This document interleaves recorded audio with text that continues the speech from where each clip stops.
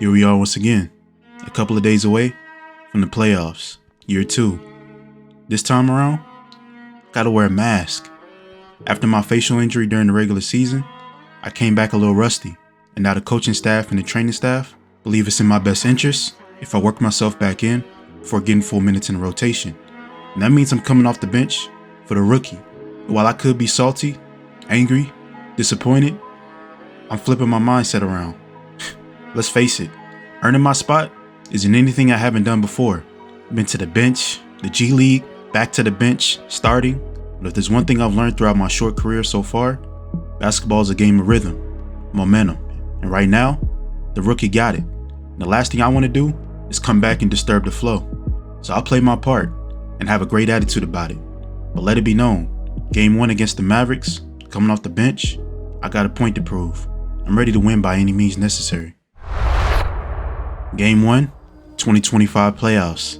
We're here at the Smoothie King Center in New Orleans. And while we're hyped, the guys that were here last year remember what happened. We didn't win a single game in the playoffs. And now, I'm coming off the bench and we're playing against Luka and Kyrie, the Dallas Mavericks. Keep in mind, this is a team that only won 41 games throughout the regular season. And this time around, we're the big dogs, the number 1 seed in the Western Conference, 64 wins, and a whole new looking starting lineup from last season. And the attitude is very much improved. Jared Allen, Tobias Harris, Zach LaVine, these are guys that are looking to win a championship this season, by any means necessary. As for the rookie, well, he's a dog, so I'm not even worried in the slightest. And we got the biggest of dogs on our team in Zion Williamson, an MVP candidate, but we really want to know if he won it or not to the next round. That's if we make it.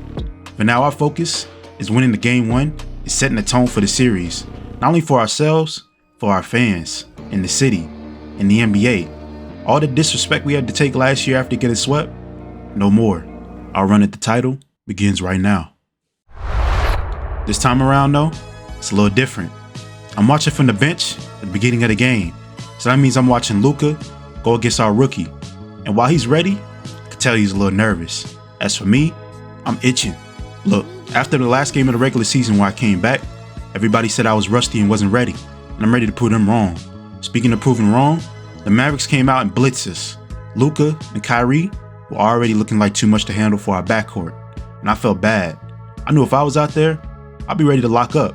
But the fans, they're already starting to grow a little nervous. Last year's PTSD was kicking in, and it didn't help that our offense was stagnant at the beginning of the game. Guys like Tobias Harris couldn't find their jump shots, but Kyrie could. And early on, we went minutes without scoring. The Mavericks, quite the opposite. They went on a barrage in the first quarter and jumped out to a big double-digit lead, forcing us to call the first time out of the game. And coach, he was irate. Now, I don't blame him. Watching Luka and them celebrate early on made me sick to my stomach. I know Zion the same. During the huddle, I'm sitting there wondering when my turn was coming. And I already know all these guys' tendencies, bro. I'm just ready to get the green light from coach. And that green light came at the end of the first quarter. He finally looked my way. Warm-up was already off. I'm ready to go. And it was a moment. Listen, if you guys remember, the last time I stepped on this court during the playoffs was that fateful turnover that cost us the game. This time around, I gotta step in for my team and get us out of this hole early on in this game so we don't go on a 5-game losing streak in the playoffs. And the fans were already anxious. So I subbed in for my boy Alonzo and got straight on Luka. I knew my assignment, no questions asked. But I gotta admit, at the beginning, he burned me off a screen for a dunk. And it wasn't looking too good. So I had to regulate on offense, get the ball moving again, do what I do best. And my guy Zach LaVine, I gotta admit, he was a saving grace for us this season. And when Zion hit this 3 in the corner, I knew we had a chance. But the coaching staff subbed me right back out in the second quarter for the rook. And while it was close, I was itching to get right back out there and change the tide of the game. And that's what happened. They put me back in with about 4 minutes left in the first quarter, and I upped the tempo completely, immediately taking it to the basket. And while we were down 5, I was applying defensive pressure on Luka. Right here, it slipped away from my eyesight. I closed out great, but unfortunately, the ball tipped right back to him, and he found his man Jaden Hardy for an easy layup. With no hesitation on the next possession, I pulled a corner 3 and buried it. And I set the tone once again for my squad. Look, we're not going out like that. We're the 1 seed for a reason. The Mavericks, they're gonna have to fold at some point if we keep applying pressure. And that's exactly what I did, on offense and on defense. Getting this key block on Luka was huge at the end of the second quarter. And on the other end, I just attacked the basket with strong intent, and I got fouled. And while I missed the free throw, I cut the lead to 2 at the free throw line. With about 40 seconds left, I figured we could squeeze out a couple possessions if we went fast, and that's how I did it. I dimed up Zach to tie the game, and on defense, I applied serious pressure to Luka, drawing a charge. With about 10 seconds left in the second quarter, I had one thing on my mind: getting the lead. So I attacked the basket and laid the ball in right before the buzzer. And as you guys know, with me, I gotta go to the replay center before I can celebrate. And after careful review, it was clear and evident that I got the ball out of my hands with time on the clock, right before the buzzer. So they counted the layup, and I was hyped. Off the bench, I do what I do best: applying pressure, getting in the game and changing things up. So much so that the coaching staff decided to start me in the second half over the Rook. After gaining control of the game at the end of the second quarter, it was important that we got off to a great start in the third, so the Mavericks didn't feel like they had a chance. And that's exactly what we were doing. Zach LaVine and Zion were getting their Birkin bags. By the time the fourth quarter came around, we had stretched out to a big lead. And to close it, I was attacking the basket like none other, finishing right over Derek Lively for the and one. And the celebration commenced. Look, I'm so close to my first playoff victory in my career. And it's only my second season, I know. But after getting swept last season and dealing with the criticism and dealing with the injuries this season and coming off the bench, it felt so good to bury this 3 in the corner at the end of the game. With the Mavs bench screaming at me, I stood there, posed, and celebrated. And just like that, we ended up beating the Mavericks by 12 in game 1, getting our first playoff victory of the season. But we know the job wasn't done. It should not be our last. Regardless, I put up 21 and 7 assists off the bench. But despite that, I still came off the bench in game 2. Didn't matter. The tone was already set. We would blow out the Mavericks on our home court and take a commanding 2-0 lead in the series. And for me, I was just excited to be back with the fellas. Performing off the bench regardless, I was doing my job. And I would be remiss if I didn't mention my guy J.A., as he was huge for us in game 2. After stringing a couple of solid performances back to back, the coaching staff informed me on the way to Dallas that I'll be in the starting lineup for game 3. And that was music to my ears. And I told myself, I want to have a statement game. Look, every star player I grew up watching always had that one signature game in the playoffs that put them on the map. And I figured, what a better time than game 3 on the road in a hostile environment. So buckle up, I'm ready. Game 3 in Dallas, and we're up 2-0 in the series. Shockingly, everybody's been calm. Everybody is on a one-track mindset. This isn't the end. This is just the beginning. And I'm with it. After being down 0-2 last year, going home, this is a completely different feeling. More so exciting. Now that I'm back bringing the ball up at the beginning of the games, I can dictate the pace. I can set the tone. And that's what I did. I threw the lob to Zion like old times. And my boy Zion is just a beast down there, bro. But even more importantly for my squad, I set the tone on defense. I got a cheap steal off of Tim Hardaway Jr. and finished in transition. And the Mavs fans, oof, I'm sorry. But I came in here with one mindset only, to dictate, to dominate. And I got J.A. involved down in the paint, throwing yet another lob. And it was starting to get ugly for him. And Luka, I'm sorry, big bro, but I was all over him. Look, we all know Luka's one of the best guards in the NBA. But in this series right here, I had to earn my respect. We all know Luka isn't the greatest defender, and I would take full advantage. And nobody on the Mavericks really was known for their defense, so we had a shopping spree out there early on in the game. Everybody was getting buckets. And as my guys were hyped, I tried to remain calm. I knew I was the train conductor of this team, so if I got too out of hand, it would throw everything off. So I kept everything oiled and running. And my jump shot, butter. I had took a page out of Kyrie's book against him and used it on Jaden Hardaway, the post fadeaway, my signature.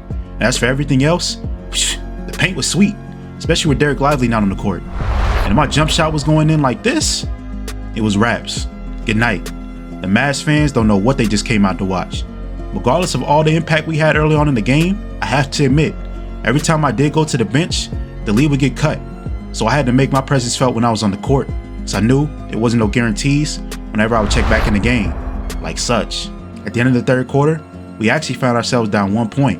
And I was disappointed, but I took it as a challenge. But about 6.5 minutes, we were down 4, and Zion threw a full court pass down to me cherry picking. And what was an insane sequence, I got this crazy block on Luka's jump shot and dunked in on him.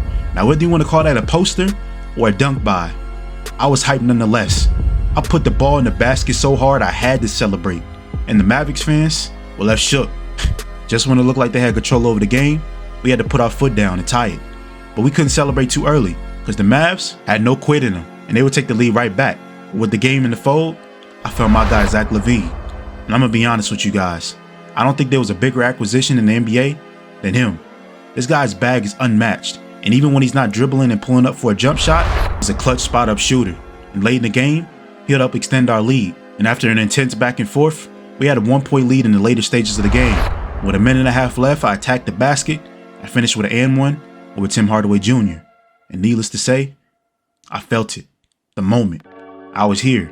In that moment, all the hard work I put in and the humility coming off the bench felt worth it.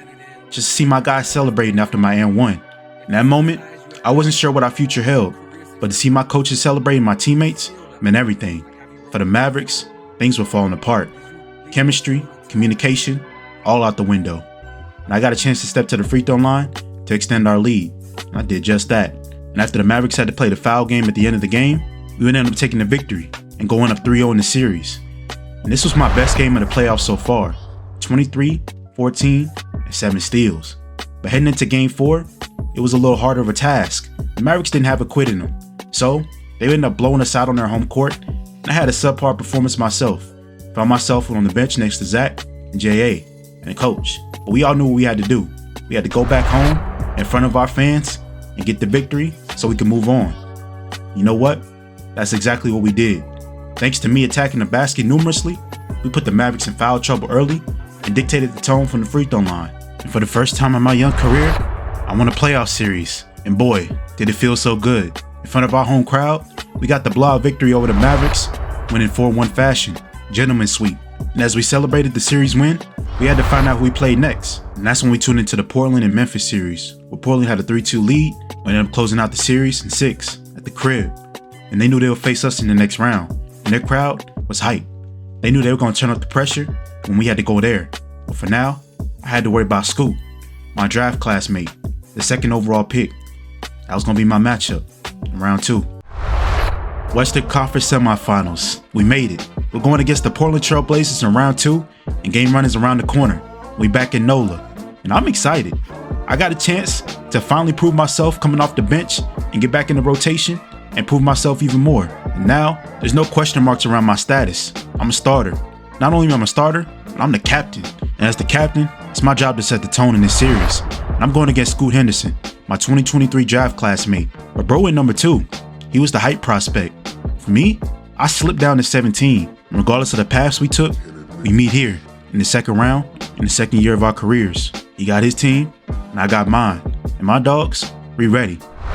Portland finished the season as the 5th seed with that lineup, and their guard rotation is pretty lethal.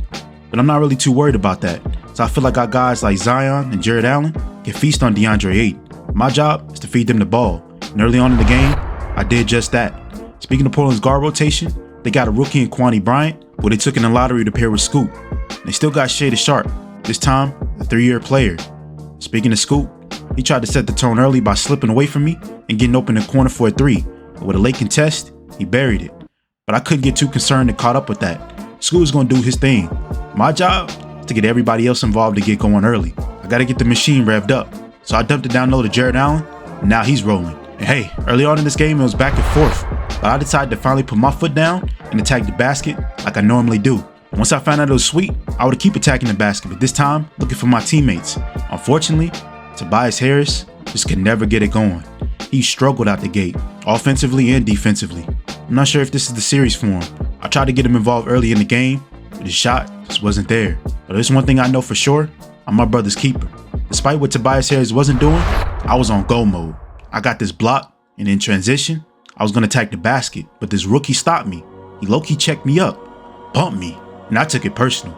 For a moment, I felt like I was at the park. I backed up my dribble and called an ISO, something I haven't done in a while. But there wasn't no passing out of this. I hit him with a double behind the back move, then hit him with a spin off the bounce, and you know what happened next? Punched it. When I tell you, it felt like this was the turning point in my career. In that moment, I felt invincible. As for that rookie, I just hope he learned his lesson. I'm in a different mode right now. The playoffs, I feel like a monster. Not to mention this mask got me feeling crazy. As for the rook, listen, it was smoke anytime, anywhere. But it wasn't personal. I'm on my own mission right now. Whether it was leaking out, getting defensive stops, everything just seemed to be flowing and going. We flipped game 1 upside down, and my teammates were lit, and so was the city. For myself, I might have got a little too comfortable, So I went for the self-lob in the playoff game with Zion next to me. And when I went up, the ball slipped out my hands. And it still bounced in. Bro, you can't make this up. Game 1 was over. Blowout. Game 2, really more of the same. We just took over this series in a heartbeat. And Portland, it wasn't ready for it. I'm sorry. But as game 2 was coming to a close and I was watching from the bench, our rookie was getting some more action against their rookie. Things got heated. After a jump ball, some words were exchanged, then it got physical. And their rook pushed our rook right in the chest. And I took that personal. I told coach, before we leave the stadium, put it in the books. I'm guarding him, he guarding me. It's personal. As if we need any extra motivation in game 3 to take a 3-0 lead, that stunt that the rookie pulled at the end of the game got me motivated. I had one job when I came into Portland. I was ready to take out everything on him, on his head top. I wanted him to be in all my highlight tapes. And from the jump, I don't know what he was thinking leaving me open for a 3. I guess he caught himself trying to double team Tobias Harris of all people. Shout out to my guy Toby. But right now, I'm feeling like that guy. And on defense, I told coach I got him. No matter how many moves he tried to hit me with, I was still right there. So were my guys. And on offense, everybody was taking turns on him. Hey, he got the D'Angelo Russell against the Nuggets treatment. Wherever he was at, that's where the ball went. Speaking of that, it was barbecue chicken in the paint every single time. Due to my height advantage, my size advantage, it was easy. I don't know how he got switched on to Jared Allen, but I made it a point to get the ball right to him. Barbecue. And right here, a picture perfect pass from Zach. Caught him slipping, and I finished with the easy dunk. And we set the tone immediately in this game. But I'm gonna be honest, if you're a Portland fan, one thing you can't do is blame Scoop. He was keeping his team in the game as much as possible. But for us, we rolled into Portland with one job in mind: domination. That's exactly what happened. We had a 20-point lead for the majority of this game, and we didn't stop this time. Even when I was on the bench, the lead grew. When I was in the game, I found my guys. Mr. Locked and Loaded himself, Zach LaVine, and myself, we had our best games of the playoffs so far. I had put up 27 and 12, but this man put up 36 on 13 made shots, and we cooked Portland in game 3. My boy Zion, he just do what he do best. A good 20-10, some blocks in between, and his team was rolling. Regardless, Tobias Harris was still struggling. There was a lot of question marks maybe going around. If we were to advance to the next round, is he going to remain in the starting lineup? Those are questions that we didn't have to answer in this moment. All we were worried about is closing out this series in 4, this time. And in game 4, if it was up to Scoop, Portland was not going out. Scoop put on a masterclass of performance for his position. Now, I gotta admit, he even outplayed me in this game, but I didn't have to play as hard as he did. He had to put his whole team on the back, taking everything, all the punches, all the beatings. And on the ground, he stood, he got up, and kept getting up. And his teammates commended him for it. Being only a second-year player, he put the team on his back in the city and showed everybody that his future was bright and that he actually cared about winning. But this year, this season, it was ours. As game 4 continued to roll out, our lead would just continue to grow. And while I didn't have a high-scoring game, I got my guys involved as always, chipped in on the boards, and had a pretty solid performance. But the best part of all, due to Tobias' struggles, coach gave the rookie even more minutes, and he got a chance to get his get back. So when he was matched up against the other rook, he took a one-on-one opportunity, took it straight to his chest, finished with the and one through contact. And I was lit. And as for that rook, hey man, you gotta take the good with the bad. He made one crucial mistake at the end of the game, a couple of games back, been paid for it ever since. But I gotta admit, I respect his hustle. He would get right back up every time, and he still delivered a solid performance against us. And as for our rook, there was optimism. But Tobias Harris still struggling, we didn't skip a beat as a team. Even with the rookie getting extended minutes, no problem. And see how it comes full circle? All the time I was out during the last month, he got a chance to start and get his rhythm. And now he's rolling, and we rolling. We end up winning by almost 40 points, leaving the Portland fans stunned, which once had all that energy, silenced. And I was so overcome with emotions inside, I couldn't even do nothing but sit there and chill and clap. At the end of the game, I was watching my guys really execute a sweep. And the biggest question we had going into the next series was Tobias or the rook. That's a decision for you guys to discuss at home and the coaching staff to ultimately come up with for the next series. For right now, I'm leaving the court all smiles. I'm headed to my first ever conference finals in my young career. After dealing with all the doubt, pain, disappointment, walking off this court, none of that mattered. All that mattered was I put my all on the court in this series, appreciative of all the support I've gotten through this journey so far, but it's far from over. We got the Western Conference Finals to worry about. And while we had a lot of time in between games, this was uncharted territory for myself and a lot of the guys on the squad. We had to worry about who our next opponent was, at the same time remaining locked in. And I have to admit, I was so keyed in on our series, I didn't really pay attention at all to the other semifinals group. So after my session, I decided I'll go back home and turn on Game 6 of the other series and find out who's winning. When I got back to the crib, I cut my TV on, and there it was. That team, that arena, those fans, those guys. Just like that, history repeats itself. They said the definition of insanity is doing the same thing over and over again, expecting different results. Well, it's time to find out who's really crazy. All the work in the regular season? Forget that. This is 0-0. A new team, a new meaning, new stakes. Everything is on the line. The Western Conference Finals is set, and soon enough, we'll have a chance to make our own history. But for now, I'll let you guys wonder. Lakers or Pelicans? Only way to find out? Well,